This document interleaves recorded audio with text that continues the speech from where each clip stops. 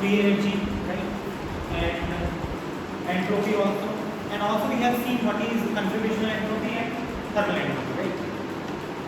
And also we have seen lot of Cp versus temperature, like entropy versus temperature, and free energy versus temperature. At the end we have got both these things, right? G, if temperature increases, G decreases, right? When the temperature of the system increases, the free energy decreases, right? But when the temperature of the system increases, the entropy increases. And when the temperature of the system increases, your enthalpy also increases. Right? These are the things we have taught. Today we will talk about, in a same plot, I want to show H, enthalpy and free energy with respect to temperature. In a same plot. Right? If you remember, if you draw an individual plot, this is temperature, this is enthalpy. How will it occur? If you remember the concept, enthalpy at 298 Kelvin will be taken as 0. Right? So suppose this is 298 Kelvin. So this is 0. That is below the temperature, 298, the enthalpy also decreases.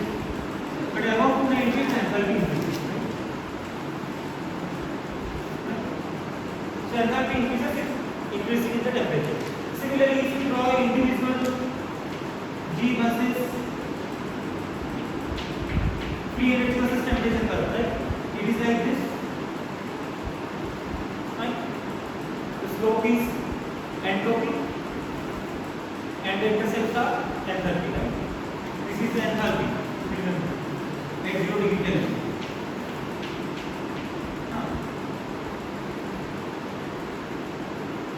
At this temperature, you remember we will draw intercept. So this is the enthalpy at this temperature. Okay. But if you combine enthalpy and free energy with respect to temperature in the same curve, so how it will be? It is very simple.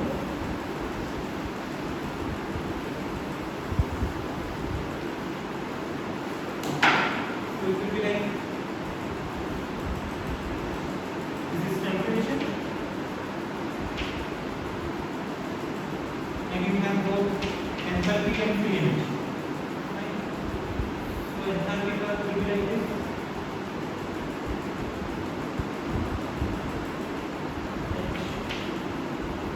Right? And what about free energy?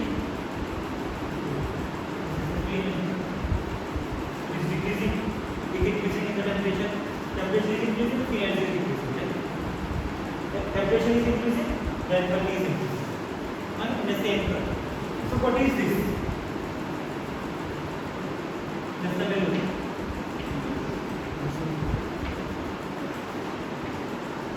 This thing is getting increased with increasing in the temperature, right? At this much of temperature, the gap is this much.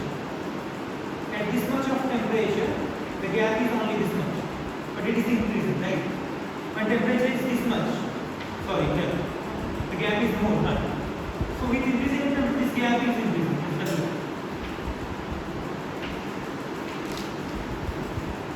This is nothing to enter.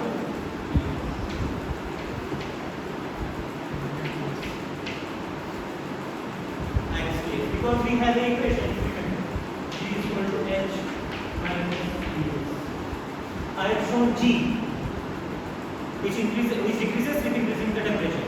I have shown you H, which increases with increasing in the temperature. Now this is minus Ts, so this gap is your minus Ts.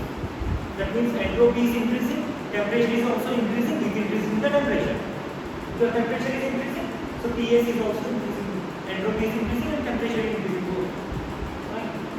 The same plot. Is it okay?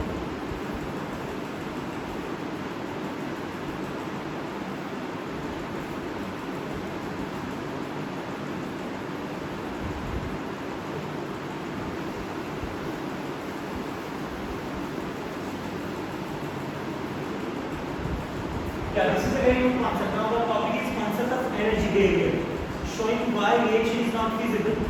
Here you can write reaction or you can write a process.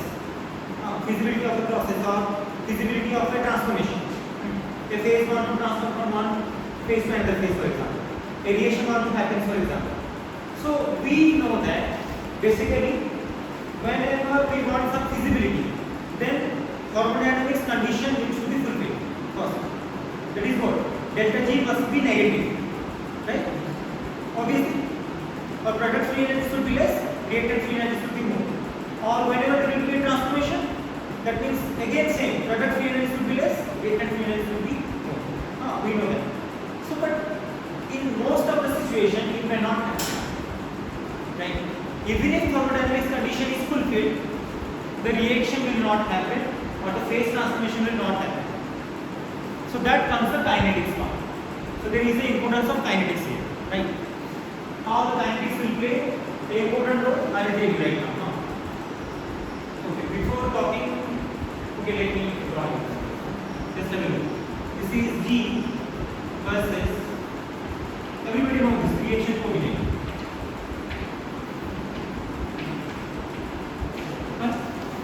Anybody remember G versus reaction coefficient?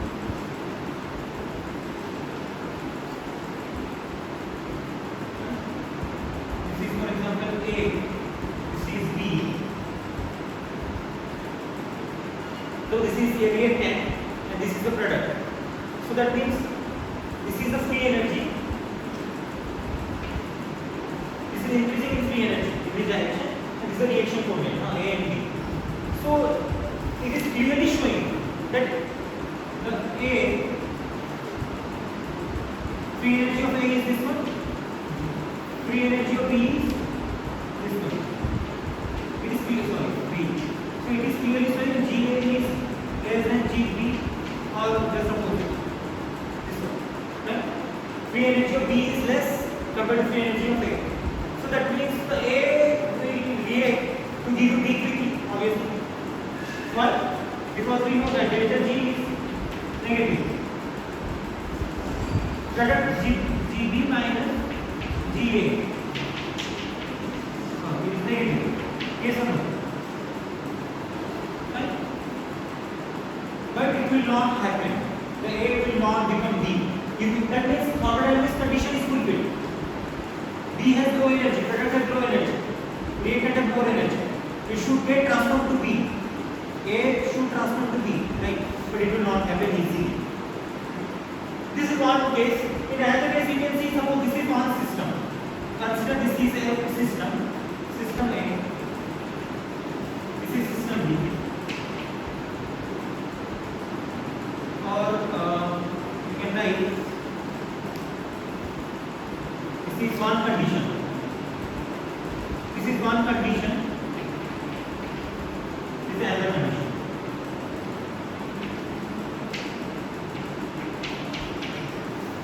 So this is one state, this is another state. So this state is having higher energy, this state is having, or you can write conditional state.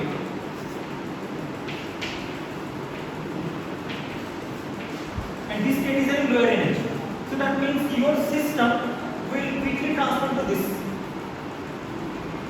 Because this system has a lower energy, but this system has a higher energy. So thermodynamics condition is fulfilled, right? This will quickly transform to this condition, but it will not happen easily. Why? Because of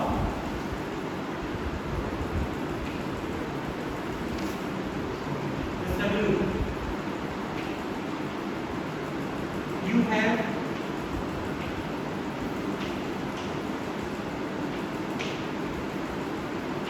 have an energy barrier, right? Right? Because of, you can see there is a energy barrier and it is very high, right? That means the system never moves from here to here quickly. This is not the path. System has moved from here to this point, then from this point again to this point. In this path the system has to move. Or the reactant has moved from that part to become product. Right? So there is an energy barrier. And to overcome the energy barrier is not so easy. That's why even if thermodynamics condition is fulfilled, the reaction will never happen or the transformation will never happen.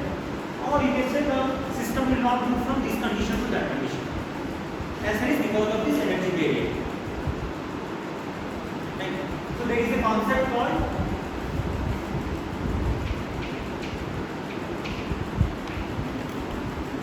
activation energy, right?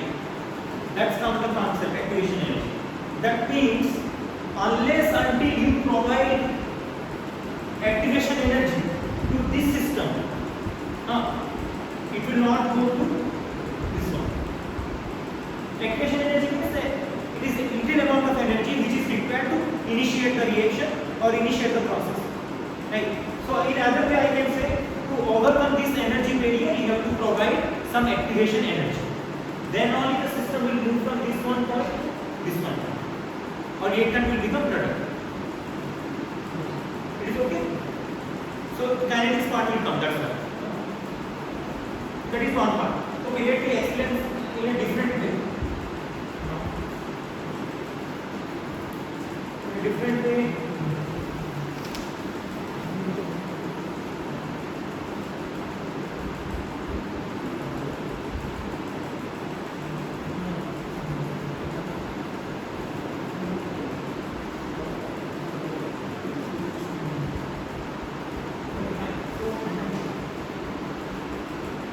This is one condition, this is one condition, and this one is another condition. What is this? A system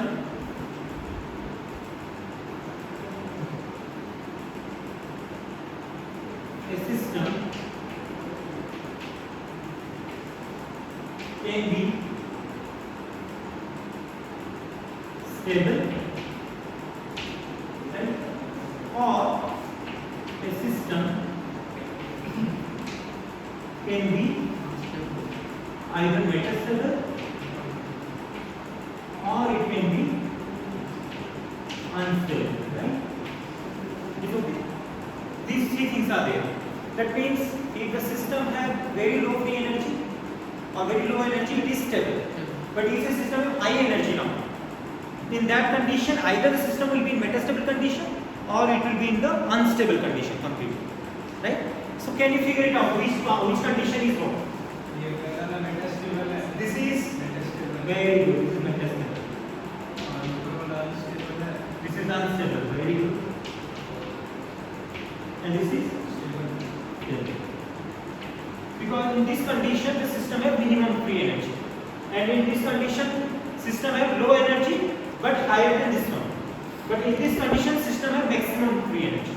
That's why this is unstable condition. So that means it is clearly showing you the system do not move from this much energy state to this much energy state directly, right? It has to move to an unstable condition first, then from unstable condition it has to move to a stable condition. The path is not like this, it is the wrong path. The path is this one. So system moves from a metastable condition to unstable condition, unstable condition to stable condition. I can write the path. Path is equal to metastable to unstable, then from unstable to stable. This is the path. And this is your activation variable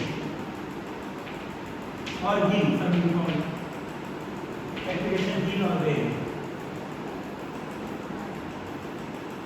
Now suppose I have a system here. I'll start from here. What will happen? It will go to stable condition. Either it will go to metastable condition or it may fall into the stable condition. Anything may happen.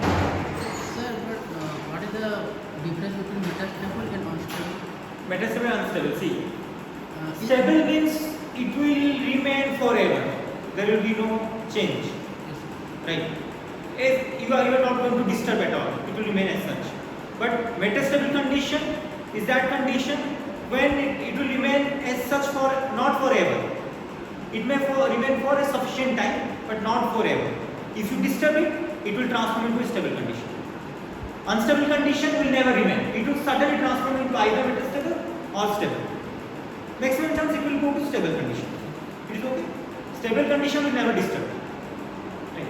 And unstable condition will always become stable or metastable. But metastable condition will transform to stable condition if you provide some activation energy. Then on. Otherwise, metastable condition will also remain for a long period of time. For not forever, maybe for a long interval of time, it will remain. Stable means it will always be. Right? Free energy is minimum, so it will remain, no problem. The system always wants to reduce its free energy. I think up to this it is clear, right?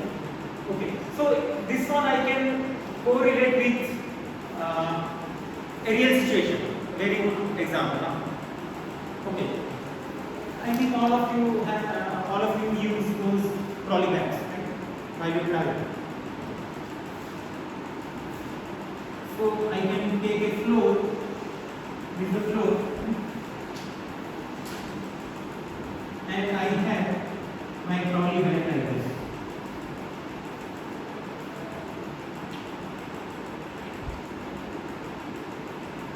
This is my trolley bag. Okay, yours trolley bag. Anyways. So this is the situation, and I have a situation here, right? I can keep my trolley bag like this also. This much.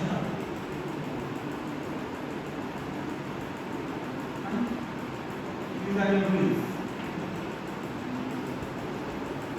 My trolley bag, I can put my trolley bag like this. I can put my trolley bag like this. Look.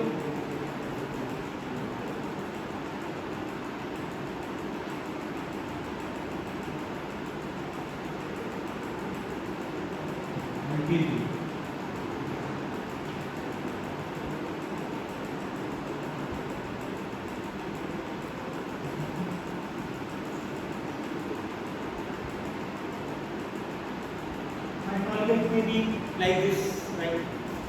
So what I am doing, this may let me think.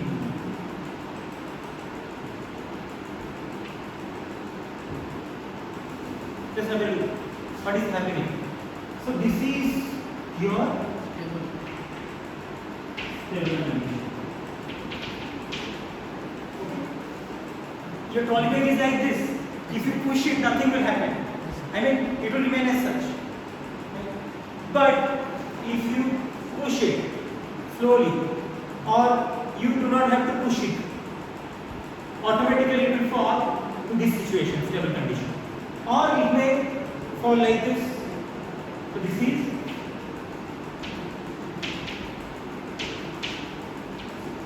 okay. This is this. This situation is this one, unstable. Sorry, this is unstable. And this situation is metastable. Yeah. So this is your this one, and this is sorry. This is your this condition, and this one is this one. Why this is happening? Because you can check the center of gravity. Just have a look. The center of gravity is this one. So I will cross it. This is my center of gravity. Okay. Here. CG. My CG is. And just have a look. What is the center of gravity of this?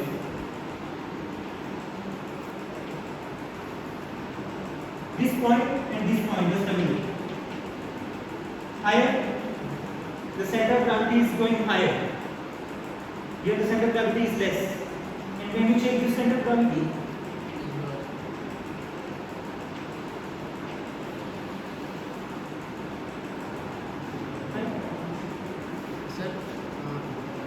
that means here the center of gravity decides the stability condition.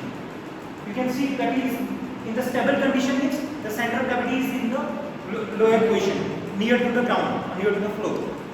And here you can see the center of gravity is somewhat higher compared to this one. But in this case, when you are tilting, right, you are making it unstable. Why the center of gravity is going up? Due to this tilting on. So it will not remain. It will either fall out or it will come back. It depends. But I want to talk about this one. This is very interesting. Metastable. also remain as such unless until you push it. Unless until a boy will come and push it, it will not fall. If you push it somewhat harder, it will fall to complete stable condition. If you push it little, it will again come back to metastable condition. Right? So the thing is what? Metastable condition will remain as such unless until you provide a what? That is what I have written. Activation energy. Right? If you provide activation energy, metastable condition will go and it will become stable. Sir, if you say in the form of area of contact is more, then it is Sorry. If the area of contact is more, then it is stable. Sorry, sir. Area of contact Area of contact. Yeah. is more, then it is stable. No. Area. I am talking. In this example, in this example, center of gravity matters.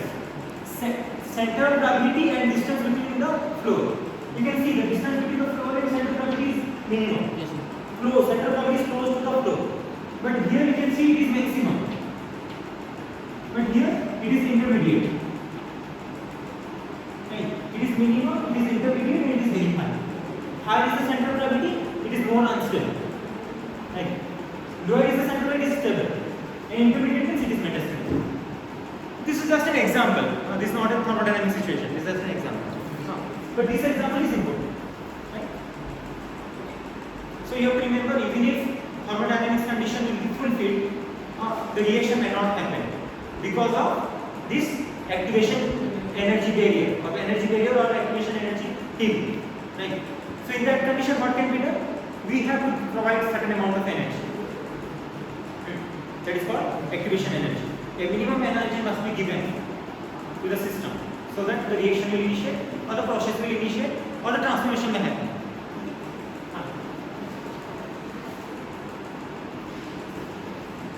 Done?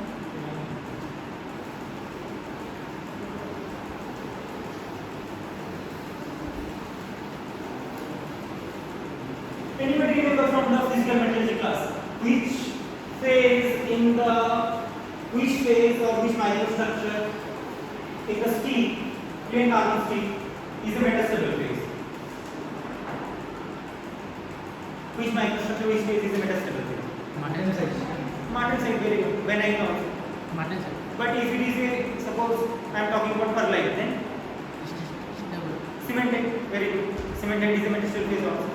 Right? That's why we call iron carbon metastable. Iron cemented metastable phase diagram. Yes, sir. Fe3C. Metastable phase diagram. So Fe3C is a metastable phase. Yes, sir. Right? So what it means? That means Fe3C will not decompose. It will remain for a long interval of time in the steel as such. Right? But if you heat the steel to a intermediate temperature, it will slowly decompose. And if you give sufficient time, it will completely decompose into Fe and C. Because the stable phase is iron and carbon. But Fe3C is a metastable phase. Right? You understand what? Suppose only iron will be there. Only iron will remain as iron, no problem. But in the nature it will become oxide. We are not talking about those things. Right? Carbon will remain as carbon. Because it is a stable phase already. But if you make a compound of iron and carbon, Fe3C, it becomes metastable. And it can decompose into iron and carbon again or iron and graphite, you can say, if you provide some activation energy. But in normal atmospheric condition, it will remain for long period of time. Nothing will happen to the Fe3C. So metastable phase will remain as metastable phase unless until you provide a activation energy. That is the simple answer. Similarly, martensite will remain as martensite unless until some activation energy will be provided. That's why if you remember, initially when we quenched the steel from austenitizing temperature, what happened? Martensite formed. Yes. That is called hardening treatment. You know metallurgy people, right? But that martensite is not good because it is brittle, right? But we convert that martensite into tempered martensite, right? Tempered martensite somewhat tough, ductile, and also having good strength, but not compared to the initial strength, right? So in that condition, what we are doing? We are doing tempering. Again, we are heating the steel. That means we are providing some activation energy, so that martensite will decompose to form cementite and ferrite. Right? Complete tempering. I am talking complete tempering. If you are talking about intermediate temperature, then epsilon carbide will form, right? Those things will form. Carbon also diffuse out. You understood my point? So Martensite also remain as Martensite unless you are doing tempering. You are doing tempering means you are providing some activation energy just by heating the steel. The graph, if you remember, temperature versus time, heat treatment cycle, temperature versus time. Right? You are heating the steel to austenitizing temperature. Suppose this is austenitizing temperature. Fine. And if the steel above austenitizing temperature, you hold it, you quench it. Right? It's the quenching. You are not giving any time. Time is 0. Right? Again, what you do? You heat the steel and you hold it and you cool it. This is your temperature. This is hardening. Okay? We are doing tempering this. Again, we are providing some energy to the system, activation energy, just by heating it. So Martensite will not remain as Martensite, will become tempered Martensite. And final tempered Martensite contains ferrite and cementite. Globular cementite with ferrite. Ferrite is soft, right? The cementite is a very hard and brittle, but it is spherical one, so it will provide toughness. Right? So here you will get microstructure of Martensite after quenching, right? And here you will get, suppose this is complete tempering, you will get tempered Martensite.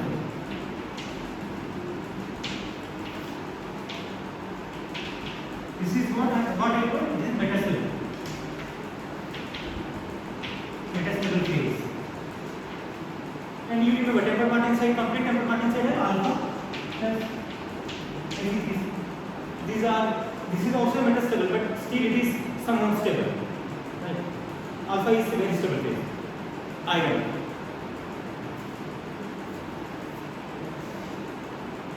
Okay. So you understood the concept of activation energy barrier and activation energy also. What is stable, what is metastable, and what is unstable condition.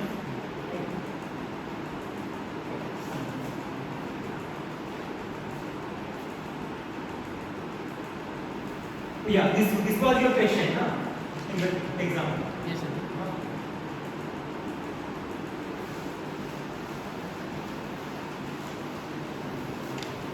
I know you people have tried at least.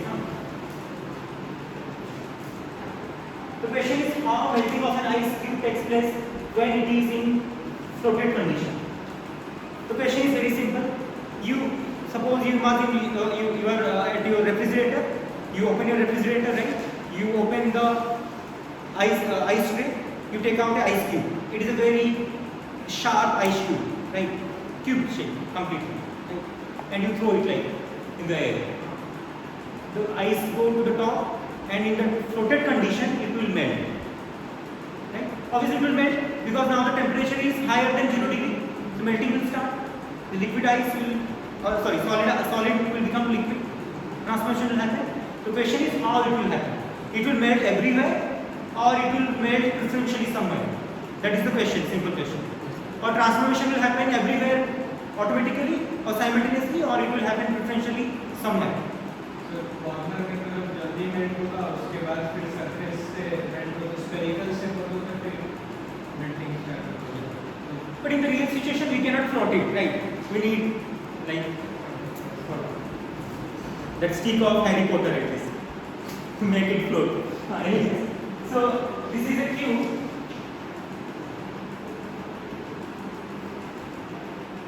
So this is the ice cube, for example. I am drawing a cube.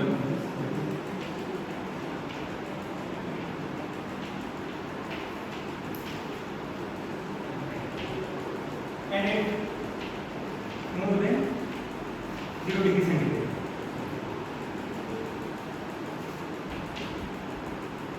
And it is in floated condition. So what will happen exactly? The stability. It has corners, right? You have corners, right? And it has edge also. And it has a surface. So there is a top surface, the bottom surface, side surface, right? melting will not happen everywhere, right? With time melting will change, right? First of all, what happens? The melting will start from the corner points. Corners are very sharp, right? Why the corner? I will discuss that. The next melting, the sequence of melting will be corner edges or corner? the sequence of melting of ice cube. First corner, second your edge. These are also sharp. So edge, then top surfaces, and finally inside. The bulk one will melt at the end. So question is why this is happening like this? Why not the melting start from the surface or not from the inside part? Because here what is happening? Phase transformation is happening, right? Here phase transformation means the solid wants to become liquid, right? And transformation will start where the free energy is maximum. It tries to reduce its free energy first. So free energy is maximum at the corner position. So it tries to reduce its free energy first. It tries to lower down its free energy. So corner will melt and become spherical. You can do this experiment at your home, right? The corner will melt and become spherical. It will not become sharp. Then melting will start from the edges. The edge will become sphere slowly, right? Because again the free energy is higher at the edges. And finally, when the corner will get made, edges will get melt. Only the top surface will remain. The outer surface.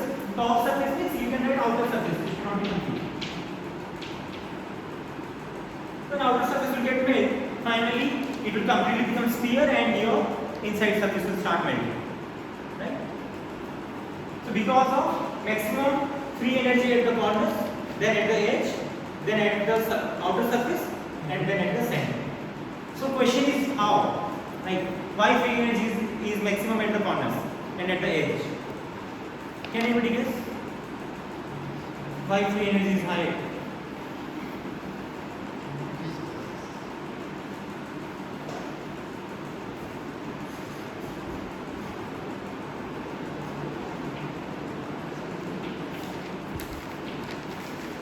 Corner free energy is greater than edge free energy.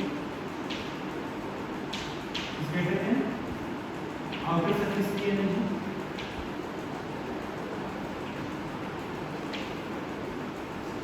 is greater than inside.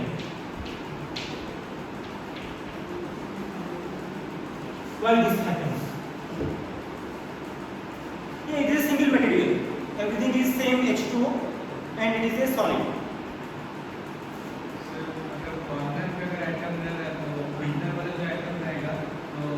Equal force of attraction उसमें नहीं रहेगा। Oh, you are talking about that. Anyways, लेकिन अगर surface से रहेगा तो the thing is, if something is completely sphere,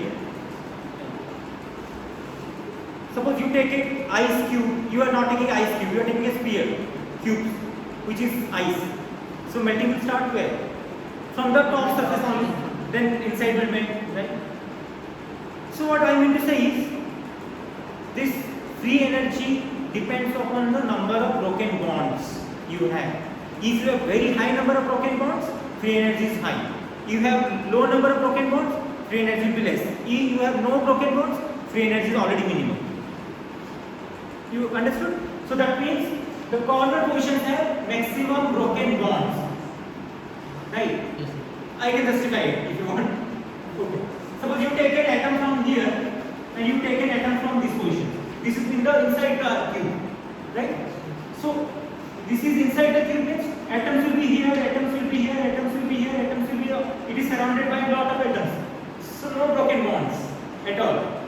But if you go to the surface, top surface, so bonds, atoms will be here, atoms will be here, atoms will be here, right? So there is bonds like here, right? But above this there is no bond, no atoms is present. So broken bond is there for this atom. For this atom there is no broken bonds because it is bonded by all the atoms. But atoms sitting on the top surface, the bonds are this one. But from top there is no atom, so there is no bonding. So broken bond is available, right? But if you consider this one, again the broken bonds will be increased, right? Because suppose you have atom here and atom here, for example. You have no atoms here, no atoms here, no atoms here, no atoms here, right? So lot of broken bonds are present at the configuration. So more is the broken bonds, more is the surface energy available. And more is the surface energy, that part will try to reduce its energy. So that part will melt first. Okay? In another way I can explain it. Like if somebody will ask what is the structure of ice cube, it is HCP. Hexagonal closed pack structure. Ice cubes are basically HCP structure. If you remember, HCP, hexagonally closed pack structure, right? In HCP, how many, for each atom, how many surrounding atoms will be there? Adjacent surrounding atoms. 12. Coordination number, I am talking coordination number. Yes, sir. In FCC and SC, same 12 coordination number. You take any atoms of the HCP unit cell, right? Always 12 number of atoms will be surrounding it. That is coordination number. Coordination number means nearest neighboring atoms, right? How, if you remember, can you calculate, how to calculate, do you remember? If we consider the top plane of a Very good. hexagon, Now, the middle one. you have to take two unit cells. One bottom unit cell, top unit cells. And you have to consider the center atom, which is common, right? That will be surrounded by 6 atoms. On the top 3 atoms will be there, on the bottom 3 atoms will be there. So 12. Single atom is surrounded by 6, top 3, bottom 3. 12. You want me to draw it right now? You know, I know you will know. Yes, sir. Okay, anyways.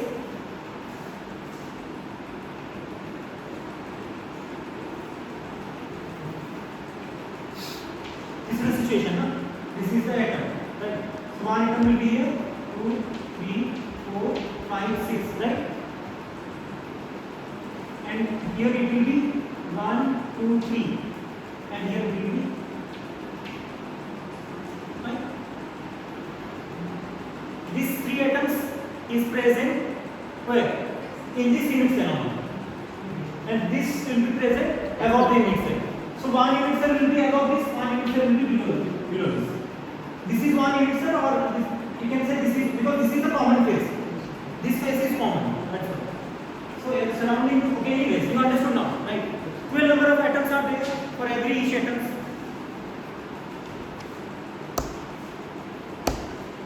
So you can understand, if I am taking this atom, which is present inside, so it will be surrounded by 12 atoms, because it is inside one, right? If I consider this one, it will be not 12, right? It will be 6 plus 3, 9. But if I consider this one, it will be reduced again. It will be maybe only 6. You understand that way? If I consider the inside one, it will be 12. If I take the surface, so below these atoms are present, above these atoms are not present. So it will be like 6 plus 3. But above there is no 3. 3 atoms are missing, right?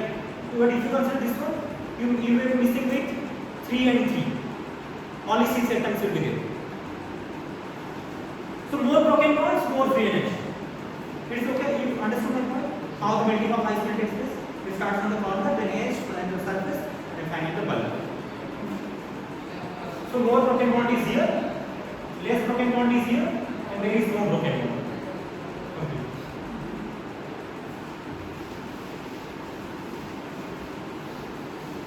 This is the significance of your this free energy concept again. Okay, next is done. Okay, this one is cooling curve for homogeneous and heterogeneous nucleation. Already I have talked about homogeneous nucleation, heterogeneous nucleation, right? Yes, sir. So how the cooling curve will be? Cooling curve means what? Temperature versus very. Can you draw a cooling curve for a pure metal? You remember? But now I want to draw a cooling curve for a pure metal, for homogeneous and for heterogeneous. Can you draw it? You know the cooling curve for a pure metal, right? Everybody knows. Already I have discussed about it. But now I want to change this situation. Same pure metal, but in one case it will be homogeneous nucleation will take place, in another case it will be heterogeneous nucleation will take place.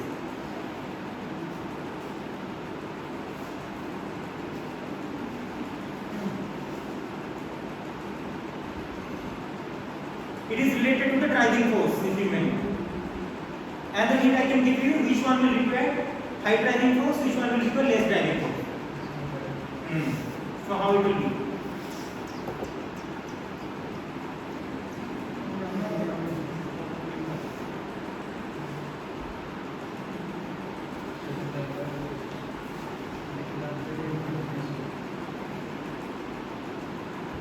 Anybody remember which one required high driving force?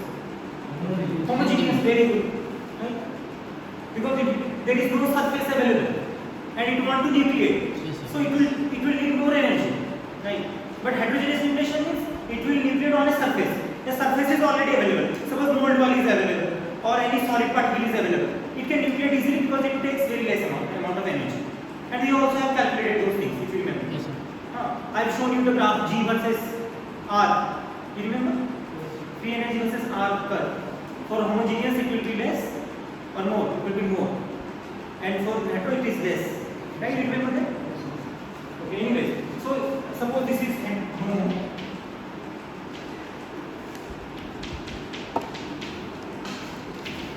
Anybody remember the relationship between delta GF homo and delta GF hetero?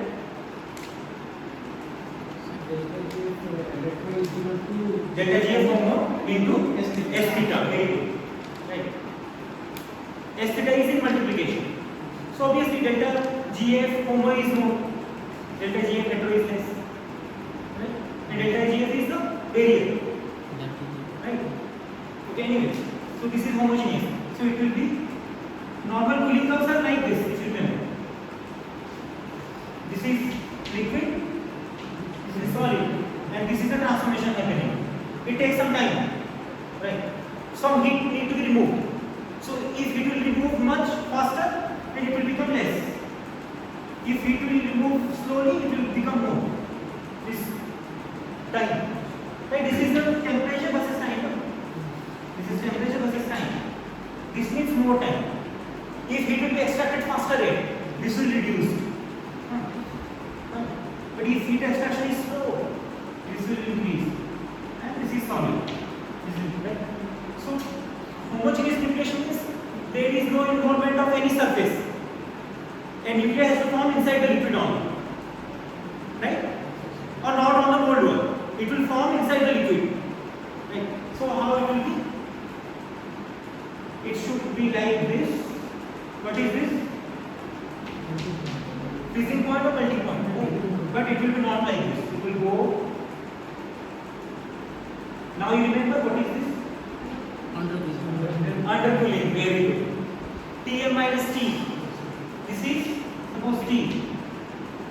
So this will be delta T. Right? Tm minus T delta T. Unless until you do undercooling, nucleation will not start.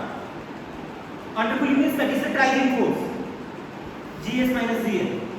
Remember? Right? So, since homogeneous nucleation do not involve any solid particles, a nuclei has to form inside the liquid itself. So, it requires very high driving force. That's why what we are doing, we are undercooling the liquid to a large extent. Right? But for heterogeneous nucleation, the surface will be available. It will require very less amount of energy. So, it will be simple. Hetero. This is your Tm. Or I can write Tm. Or even if it requires, it will require like this. A small undercooling may be required. Either this one or it may not require. Directly. This is solid, this is liquid, this is your liquid, this is your solid. This is delta T. Undercooling.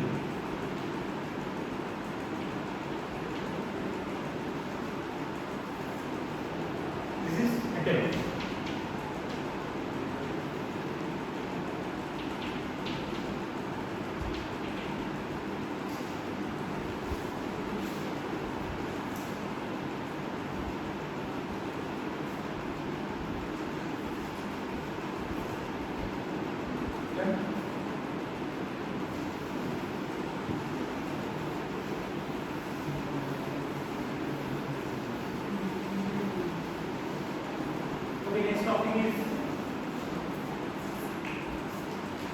to get phase diagram. This is a very simple question. How to get a phase diagram? BTech people, you remember how to get a phase diagram? What we need to do? Suppose I am talking about a binary system, A element and B element. I want to make a alloy. So how you can obtain a phase diagram? So first cooling curve would have Yes, you have to draw cooling curves for each composition, yes, right? T versus small t. yes, Then you can join all the solidification start point, solidification end point. You will get a cooling curve. That is very simple. So answer is simple. When you are doing liquid to solid transformation, then only by drawing cooling curves you can draw a phase diagram. It will at least show you solidus line and liquidus line. It is okay. You remember I drawn it for nickel copper system, isomorphous system. For each composition, how the cooling curve will be, and I have joined all the solidification start point, solidification end point. yes, Solidification start point will be the liquidus curve. Solidification end point will be solidus curve, right? But if there is a solid to solid transformation, how you can get a phase diagram? That can be done by using XRD, X-ray diffraction analysis. You can write it. By doing X-ray diffraction analysis, we can find out at what temperature what phase may be there in solid state. Anyway, so this is a simple thing. Okay, Clausius-Clapeyron equation. I think you people have already derived this one in phase transmission class. yes, sir. How to derive it? Which equation we want first? First one from analysis. So when it is from that you can derive Clausius-Clapeyron directly. Yes, very good, very good. Yeah, she remembers. That means we need Maxwell equation.